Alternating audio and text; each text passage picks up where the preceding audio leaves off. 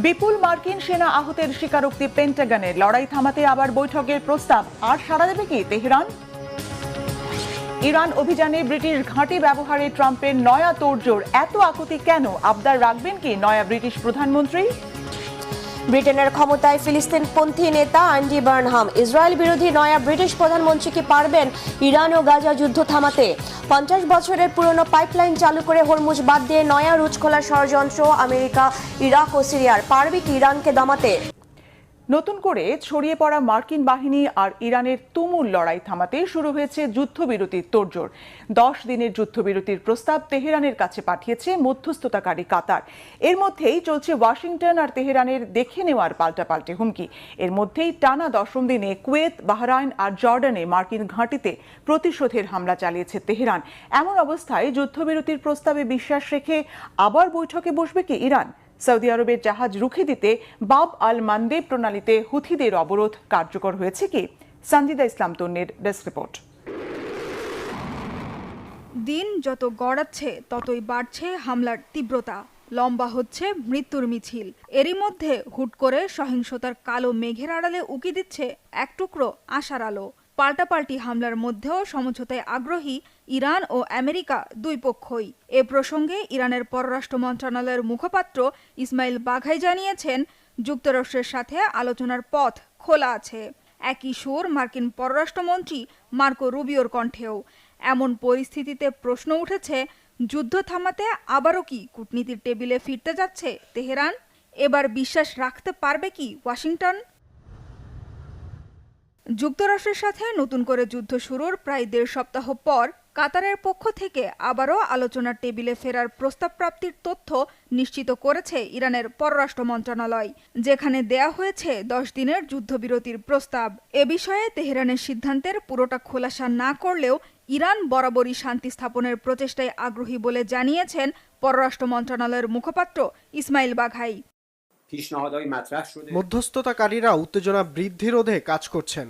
Iran ও যুক্তরাষ্ট্রকে প্রতিরোধ করতে কঠোর চেষ্টা চালিয়ে যাচ্ছে। আমাদের সশস্ত্র বাহিনী যখন বিপুল শক্তি দিয়ে মার্কিন আগ্রাসনকে গুড়িয়ে দিচ্ছে, তখন মধ্যস্থতাকারীদের মাধ্যমে শান্তি প্রস্তাব আসতে শুরু করেছে। এই মুহূর্তে বিস্তারিত কিছু বলবো না। ইরানের মতোই আলোচনায় ফেরার প্রস্তাব পাওয়ার বিষয়টি জানিয়েছেন মার্কিন পররাষ্ট্রমন্ত্রী মার্কো রুবিও।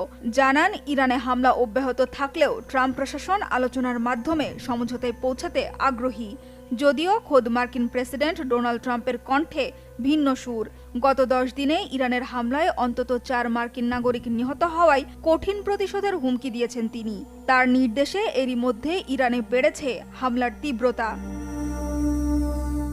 নতুন সামরিক অভিযান শুরুর 10ম দিনে ইরানের কেশম দ্বীপ, সিরিক, জাস্ক, হরমোজগান, চাবাহার, কোনারাক ও তাবরিজের সামরিক ও বেসামরিক অবকাঠামোতে ব্যাপক হামলা চালিয়েছে মার্কিন বাহিনী।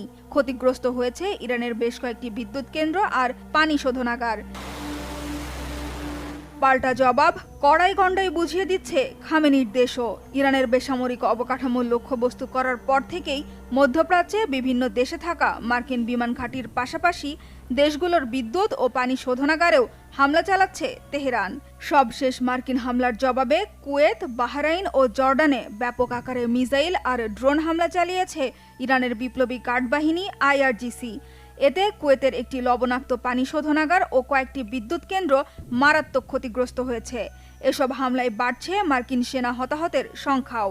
গত 10 দিনের হামলায় অন্তত 100 সেনা আহত হয়েছে বলে শেষমেশ স্বীকার করেছে মার্কিন প্রতিরক্ষা বিভাগ, পেন্টাগন। এই যুদ্ধে ইরানকে সমর্থন দিতে এবার ইয়েমেনের লোহিত সাগর উপকূলের কৌশলগত গুরুত্বপূর্ণ জলপথ বাব আল মান্দেব প্রণালীতে মার্কিন মিত্র সৌদি আরবের ওপর নৌ অবরোধ দিয়েছে হুথি বিদ্রোহীরা। যদিও এই অবরোধ কিভাবে কার্যকর হবে তা খোলাসা করেনি হুথিরা। হরমুজের মতো বাব আল মান্দেব প্রণালীও অবরুদ্ধ হয়ে পড়লে নতুন করে হুমকিতে পড়বে বৈশ্বিক জ্বালানি সরবরাহের আরও 7%, যেখানে হরমুজ দিয়ে সরবরাহ করা হয় বিশ্বের মোট জ্বালানি রপ্তানির 25%। আগামী ৫ বছরের জন্য ব্রিটেনের ক্ষমতা নিলেন ফিলিস্তিনপন্থী নেতা ও ম্যানচেস্টারের সাবেক মেয়র অ্যান্ডি বার্নহাম। সোমবার বাকিংহাম প্যালেসে রাজা চার্লসের কাছ থেকে দায়িত্ব বুঝে নিয়ে ডাউনিং স্ট্রিটে প্রথম ভাষণে দেশের অর্থনীতি, জীবনযাত্রার ব্যয় নিয়ন্ত্রণ ও জনস্বার্থে কাজ করার প্রতিশ্রুতি দেন নয়া ব্রিটিশ প্রধানমন্ত্রী। এমন এক সময় বার্নহাম যুক্তরাজ্যের প্রধানমন্ত্রীর দায়িত্ব নিলেন যখন বিশ্বে চলছে দুটি যুদ্ধ, ইরান ও আমেরিকা এবং রাশিয়া ইউক্রেন যুদ্ধ। তাই গোটা বিশ্বের নজর বার্নহামের পররাষ্ট্র নীতির দিকে। ইসরায়েলের প্রতি কঠোর মনোভাব পোষণ করা বার্নহাম কি ইরানের পক্ষে অবস্থান নেবেন? পারবেন কি আমেরিকার আগ্রাসী আচরণের বিরুদ্ধে শক্ত অবস্থান নিতে? নাইম আহমেদের ডেস্ক রিপোর্টে বিস্তারিত। ব্রিটেনের নয়া প্রধানমন্ত্রী হিসেবে দায়িত্ব নিলেন ফিলিস্তিনপন্থী নেতা অ্যান্ডি বার্নহাম। আন্তর্জাতিক অঙ্গনে খুব পরিচিত রাজনৈতিক ব্যক্তিত্ব না হলেও বরাবরই ফিলিস্তিনিদের পক্ষে থেকে সোচ্চার থেকেছেন তিনি। এমনকি তার দল লেবার পার্টি ও বিদায়ী প্রধানমন্ত্রী কিয়ার স্টারমার যখন ফিলিস্তিনের গাজায় ইসরায়েলি বাহিনীর নির্বিচার গণহত্যার সময় নিশ্চুপ ছিল, তখন তিনি ছিলেন সরব। প্রতিশ্রুতি দিয়েছিলেন ক্ষমতায় গেলে ইসরায়েলের অবৈধ দখলদারিত্ব আর হত্যাযজ্ঞের বিরুদ্ধে সোচ্চার হবেন, নেবেন ব্যবস্থা, দেয়া হবে নিষেধাজ্ঞাও। এমনকি ইসরায়েল সরকারকে দেয়া সামরিক সহায়তা থেকেও সরে যাওয়ার প্রতিশ্রুতি দেন তিনি। বিদায়ী ব্রিটিশ প্রধানমন্ত্রী কিয়ার স্টারমারও ইরানে মার্কিন হামলার শুরু থেকেই সাফ জানিয়েছেন এই যুদ্ধে জড়াবে না তার দেশ। বলেছিলেন এই যুদ্ধ যুক্তরাজ্যের নয় এবং তাদের কোনো ঘাঁটি ব্যবহার করতে পারবে না আমেরিকা। এরপর থেকেই মার্কিন প্রেসিডেন্ট ডোনাল্ড ট্রাম্পের রোশানলে পড়েন স্টারমার, তবুও সরে যাননি নিজ অবস্থান থেকে। এখন প্রশ্ন উঠেছে, ফিলিস্তিনপন্থী নয়া ব্রিটিশ প্রধানমন্ত্রী অ্যান্ডি বার্নহামও পূর্বসূরির পথে হাঁটবেন নাকি হাত মেলাবেন আমেরিকানদের সাথে? বিশ্লেষকরা বলছেন, নয়া প্রধানমন্ত্রী বার্নহাম শুরু থেকেই মার্কিন প্রেসিডেন্ট ডোনাল্ড ট্রাম্প ও ইসরায়েলের কট্টর সমালোচক। ম্যানচেস্টারের মেয়র থাকার সময়ে ইসরায়েল ও মার্কিন আগ্রাসনের ব্যাপক সমালোচকও ছিলেন তিনি। তবে সরকার প্রধান হিসেবে দায়িত্ব নিয়ে মিত্রদের সাথে স্বার্থ রক্ষা করে সুসম্পর্ক গড়ে তোলার কথা জানান প্রধানমন্ত্রী অ্যান্ডি বার্নহাম। প্রধানমন্ত্রী হিসেবে দায়িত্ব নিয়েই 10 ডাউনিং স্ট্রিটে দেয়া প্রথম বক্তব্যে দেশের অর্থনৈতিক উন্নতি, অভিবাসন ব্যবস্থা ও রাজনৈতিক স্থবিরতা কাটিয়ে তোলার আশ্বাস দেন। এছাড়া আঞ্চলিক ও বিশ্ব মিত্রদের সাথে সুসম্পর্ক বজায় রাখা সহ মিত্র ইউক্রেনকে পূর্ণ সহায়তার প্রতিশ্রুতি দেন তিনি। তবে বক্তব্যে সরাসরি ইসরায়েল বা ইরান যুদ্ধ নিয়ে কোনো কথা বলেননি তিনি। তাই ইরান যুদ্ধে বার্নহামের অবস্থান কি হবে তা নিয়ে এখন চলছে নানা জল্পনা। আমি ব্রিটেনের উন্নয়নে একটি 10 বছর মেয়াদী পরিকল্পনা গ্রহণ করব, সাথে আন্তর্জাতিক অংশীদারদের কাছে প্রতিরক্ষা বিষয়ক প্রতিশ্রুতি রক্ষায় ন্যায্য ও টেকসই উপায় বের করব। আমরা আবারও একটি প্রতিরোধমূলক শক্তিশালী রাষ্ট্র গড়ে তোলার চেষ্টা করব। অ্যান্ডি বার্নহাম ব্রিটেনের 7ম প্রধানমন্ত্রী হিসেবে দায়িত্ব নেয়ার পর তাকে অভিনন্দন জানিয়েছে ইউরোপীয় ইউনিয়নের বিভিন্ন দেশ। যুক্তরাজ্য ও জার্মানির সম্পর্ক আরও সুদৃঢ় করার প্রতিশ্রুতি দেন German chancellor Friedrich Merz. Iran যুদ্ধে ব্রিটিশ সামরিক ঘাঁটি ব্যবহারের আশা এখনো ছাড়েনি মার্কিন প্রেসিডেন্ট ডোনাল্ড ট্রাম্প। এ বিষয়ে সদ্য বিদায় নেয়া ব্রিটিশ প্রধানমন্ত্রী কিয়ার স্টারমার সায় না দেয়ায় এবার একই উদ্দেশ্যে তদবির চালাচ্ছেন নয়া প্রধানমন্ত্রী অ্যান্ডি বার্নহামের কাছে। এখন প্রশ্ন হচ্ছে, মধ্যপ্রাচ্যে ছাতার মতো ছড়িয়ে থাকা এতগুলো মার্কিন সামরিক স্থাপনার পরও কেন ব্রিটিশ ঘাঁটিতে নজর? এমন কি সুবিধা আছে সেখানে? ঘনিষ্ঠ মিত্র মার্কিন প্রেসিডেন্টের আবদার রাখবেন কি নয়া ব্রিটিশ নেতৃত্ব? নাইম আহমেদের ডেস্ক রিপোর্ট। 28 ফেব্রুয়ারি আন্তর্জাতিক রীতিনীতির তোয়াক্কা না করে ইরানে হামলা শুরু করে পরম মিত্র যুক্তরাষ্ট্র আর ইসরায়েল।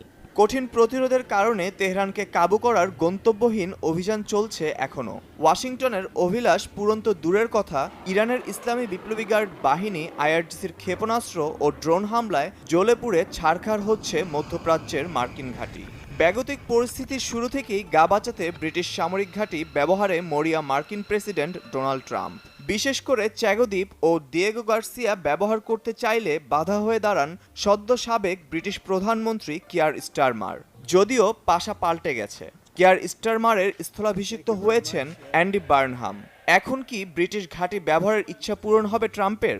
প্রশ্ন হচ্ছে, মধ্যপ্রাচ্যের 12টি দেশে নিজেদের শক্তিশালী ঘাঁটি থাকার পরও কেন ব্রিটেনের ঘাঁটিতে নজর? মধ্যপ্রাচ্যের আমেরিকান ঘাঁটিগুলো কোটি কোটি মার্কিন ডলারের আকাশ প্রতিরক্ষা ব্যবস্থা, থার্ড, প্যাট্রিয়ট সহ অত্যাধুনিক সব অস্ত্রে সজ্জিত। তবুও ইরানের হামলায় তছনছ মার্কিন অহংকার। মাত্র কয়েক হাজার ডলারের ড্রোন আর ক্ষেপণাস্ত্রের আঘাত ঠেকাতে পারছে না মার্কিন বাহিনী। এমন অবস্থায় ট্রাম্পের চোখ ইরান থেকে প্রায় ৩৯০০ কিলোমিটার দূরের দিয়েগো গার্সিয়ায়। বিশ্লেষকদের ধারণা, মূলত সামরিক নিরাপত্তা আর রাজনৈতিক কৌশল হিসেবেই ব্রিটেনকে পাশে চাচ্ছেন মার্কিন প্রেসিডেন্ট। কারণ ইরানের পাল্টা প্রতিরোধের তাণ্ডবে মধ্যপ্রাচ্যে অরক্ষিত আমেরিকার সমরাস্ত্র। এমন অবস্থায় বিটুর মতো মার্কিন বাহিনীর দূরপাল্লার কৌশলগত বোমারু বিমান ব্রিটিশ ঘাঁটি থেকে পরিচালনা করা তুলনামূলক সহজ ও নিরাপদ। দিয়েগো গার্সিয়া দ্বীপের ব্রিটিশ ঘাঁটি ব্যবহার করা গেলে মধ্যপ্রাচ্যে মার্কিন সামরিক উপস্থিতি ও সরবরাহ শক্তিশালী রাখাও সম্ভব হবে। এছাড়া ব্রিটিশ ওই ঘাঁটিতে আগে থেকেই মার্কিন বাহিনীর জ্বালানি, অস্ত্র, রক্ষণাবেক্ষণ ও লজিস্টিক সুবিধা আছে। ব্রিটিশ ঘাঁটিতে আগ্রহের পেছনে কাজ করছে রাজনৈতিক কৌশলও। কারণ যে কোনোভাবে এই সহিংসতায় ইউরোপের মিত্রদের সঙ্গী করতে পারলে ইরান যুদ্ধের রাজনৈতিক বৈধতা আদায় করে নেওয়াটাও অনেক সহজ হবে। প্রশ্ন উঠছে, নয়া ব্রিটিশ প্রধানমন্ত্রী কি ট্রাম্পের এই অভিলাষ পূরণ হতে দেবেন? মেনে নেবেন তার আবদার? বিশ্লেষকদের মতে ব্রিটিশ প্রধানমন্ত্রী বার্নহামের জন্য সামনের পথটা খুব সুখকর হবে না। একদিকে কৌশলগত ঘনিষ্ঠ মিত্র আমেরিকা, অন্যদিকে যুদ্ধের কূটনীতি। প্রধানমন্ত্রীর দায়িত্ব নেয়ার পরই বার্নহামের কথা হয় মার্কিন প্রেসিডেন্ট ট্রাম্পের সাথে। ইরানের বিরুদ্ধে সামরিক অভিযান অব্যাহত রাখতে ফেয়ারফোর্ড ও দিয়েগো গার্সিয়ার ব্রিটিশ সামরিক ঘাঁটি ব্যবহারের আবদার নয়া প্রধানমন্ত্রীর কাছে পুনর্ব্যক্ত করেন ট্রাম্প। ব্রিটেনের জন্য এমন সিদ্ধান্ত নেওয়া এতটা সহজ নয়। দেশের নাজুক অর্থনৈতিক অবস্থা আমলে নিয়ে অপ্রয়োজনীয় যুদ্ধে জড়াতে চাননি সাবেক প্রধানমন্ত্রী স্টারমার। বার্নহাম নিজেও একজন ফিলিস্তিন মুসলিমপন্থী লিবারেল নেতা, যিনি আগে থেকেই যুদ্ধবিরোধী আর ইসরায়েলের উপর নিষেধাজ্ঞা বাড়ানোর পক্ষে। নতুন পররাষ্ট্রমন্ত্রীর নিয়োগেও যুদ্ধ থেকে দূরে থাকার ইঙ্গিত দিয়েছেন প্রধানমন্ত্রী বার্নহাম। স্টারমারের আমলে ইরানে মার্কিন হামলার জন্য ব্রিটিশ ঘাঁটি ব্যবহারের বিরোধিতা করেছিলেন নয়া পররাষ্ট্রমন্ত্রী মিলিব্যান্ড। তাই আপাতত নয়া ব্রিটিশ নেতৃত্ব মধ্যপ্রাচ্যে দীর্ঘমেয়াদী যুদ্ধ থেকে দূরে থাকবে বলেই মনে করছেন বিশ্লেষকরা। যদিও নয়া ব্রিটিশ প্রধানমন্ত্রী বার্নহাম আর মার্কিন প্রেসিডেন্ট ট্রাম্পের প্রথম ফোনালাপকে দুই দেশই ইতিবাচক বলেছে। প্রেসিডেন্ট ট্রাম্প সামাজিক মাধ্যমে লিখেছেন, আলোচনা হয়েছে বাণিজ্য, সামরিক জোট, উত্তর সাগরের জ্বালানি আর হরমুজ প্রণালী নিয়ে। তবে সময়ই বলে দেবে ইরানে মার্কিন এই আগ্রাসনের পাশে থাকবে কিনা ব্রিটেনের নয়া নেতৃত্ব। শিক্ষা ব্যবস্থার সংস্কার এবং শিক্ষামন্ত্রী ধর্মেন্দ্র প্রধানের পদত্যাগের দাবিতে ভারতের পার্লামেন্ট অভিমুখে পদযাত্রা করছেন ককরোচ জনতা পার্টি। পুলিশের অনুমতি না থাকা সত্ত্বেও সোমবার দিল্লিতে জড়ো হয় হাজার হাজার শিক্ষার্থী, অভিভাবক ও রাজনৈতিক নেতাকর্মী। এক পর্যায়ে যন্তর মন্তরে সমবেত সিজেপি সমর্থকদের ছত্রভঙ্গ করতে লাঠিচার্জ করে পুলিশ। সংঘর্ষে জড়িয়ে পড়ে ককরোচ জনতা পার্টির সমর্থকরা। পরিস্থিতি সামাল দিতে মোবাইল ইন্টারনেট বন্ধ করে দেয় দিল্লি রাজ্য সরকার। এই আন্দোলনে টানা 22 দিন ধরে অনশন করছেন শিক্ষাবিদ ও কর্মী সোনম ওয়াংচুক। শহীদ আরাফাতের ডেস্ক রিপোর্ট। শিক্ষা ব্যবস্থার সংস্কার ও শিক্ষামন্ত্রী ধর্মেন্দ্র প্রধানের পদত্যাগের দাবিতে উত্তাল ভারতের দিল্লি। পার্লামেন্ট অভিমুখে 20 জুলাই সোমবারের পূর্ব ঘোষিত ককরোচ জনতা পার্টি সিজেপির পদযাত্রায় হানা দিয়েছে আইন শৃঙ্খলা বাহিনী। এতে দুই পক্ষের সংঘর্ষ হয়েছে দফায় দফায়। পুলিশের অনুমতি না থাকার পরও সিজেপি সমর্থকরা দিল্লির ঐতিহাসিক যন্তর মন্তরে জড়ো হতে থাকলে শুরু হয় পুলিশের ব্যাপক লাঠিচার্জ, ছোড়া হয় টিয়ার গ্যাস। চেষ্টা চলে পদযাত্রায় অংশগ্রহণের আগ্রহীদের ছত্রভঙ্গ করার। এতে আহত হন বেশ কয়েকজন। পুলিশি দমন পীড়নেও দমে যাননি সিজেপি সমর্থকরা। শিক্ষামন্ত্রীর পদত্যাগের দাবি আদায় না হওয়া পর্যন্ত আন্দোলন চালিয়ে যাওয়ার ঘোষণাও দেন তারা। পুলিশ সদস্যরা আমাকে, আমাদের বোনদের মারধর করেছে, এরপরও তারা আমাদের দমাতে পারবে না। আমি বলতে চাই, যদি আমার রক্তের এক ফোঁটাও যুব সমাজের কল্যাণে লাগে, সেজন্য আমি প্রস্তুত আছি। শিক্ষামন্ত্রী ধর্মেন্দ্র প্রধান পদত্যাগ না করলে এই আন্দোলন থেকে সরব না।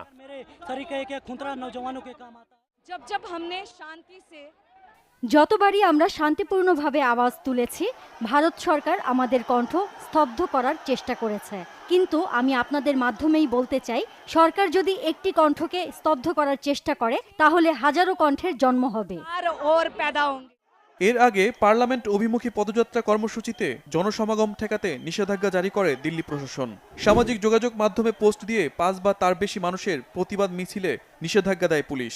এমনকি নিষেধাজ্ঞা না মানলে কঠোর ব্যবস্থার হুঁশিয়ারিও দেওয়া হয়। সমাবেশ রুখে দিতে দিল্লির মধ্য অঞ্চলে বন্ধ করে দেওয়া হয় মোবাইল ইন্টারনেট সেবা। যদিও সকল বাধা উপেক্ষা করে পার্লামেন্ট অভিমুখী পদযাত্রা চলো পার্লামেন্ট কর্মসূচিতে সামিল হতে দিল্লিতে সমবেত হতে থাকে হাজার হাজার শিক্ষার্থী, অভিভাবক ও রাজনৈতিক নেতাকর্মী। স্লোগানে স্লোগানে প্রকম্পিত হয় রাজপথ। গত মে মাসের শুরুতে মেডিকেল ভর্তি পরীক্ষা নিটের প্রশ্নপত্র ফাঁসের অভিযোগে পরীক্ষা বাতিল হয়। পরে আবার পরীক্ষা নেওয়া হলেও মানসিক চাপে আত্মহত্যা করেন অন্তত ২০ জন শিক্ষার্থী। এর প্রতিবাদে শিক্ষা সংস্কার ও শিক্ষামন্ত্রীর পদত্যাগ চেয়ে ২০ জন থেকে ধারাবাহিক আন্দোলন কর্মসূচি শুরু করে ককরোচ জনতা পার্টি। এই প্রতিবাদী কর্মসূচির প্রতি একাত্মতা জানিয়ে ২৮ জুন থেকে অনশন শুরু করেন শিক্ষাবিদ ও সমাজকর্মী সনম ওয়াংচুক।